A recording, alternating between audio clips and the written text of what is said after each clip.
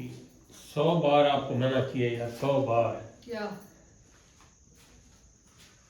क्या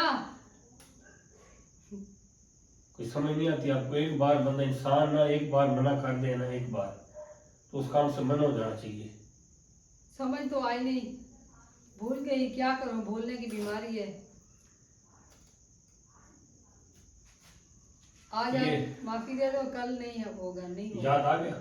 हाँ यार ये अच्छी बात है। फिर कल नहीं होगा, नहीं होगा, कल से नहीं होगा। ऐसे करके, ऐसे थप्पड़ नहीं मारता, ऐसे करके ऐसे करो। बस बस पक्की बात है? बस आज के बाद नहीं होगा। बस। अभी देखो अजान मिल रही है, अजानें शुरू हो गई। आपने ना वजू की है न कुछ की है, तो अजान तो मिलने दो। तो आपने मुझे मगरिब की। हाँ तो फिर झूठ क्यों बोल रही हो? अब चलो अच्छा वजू वगैरह करो, शाबाश।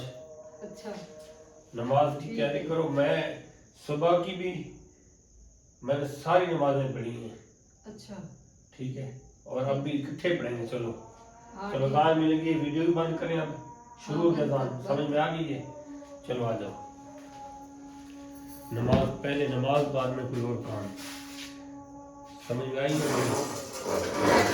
हाँ। अब तुम ये चारपाई उठाने लग गई हो। अभी मैं इसको बाहर लेके जाऊंगी। क्या? बाहर लेके जाऊंगी एक खामोश हो जाओ, अजान सुनो बस। इशारों से।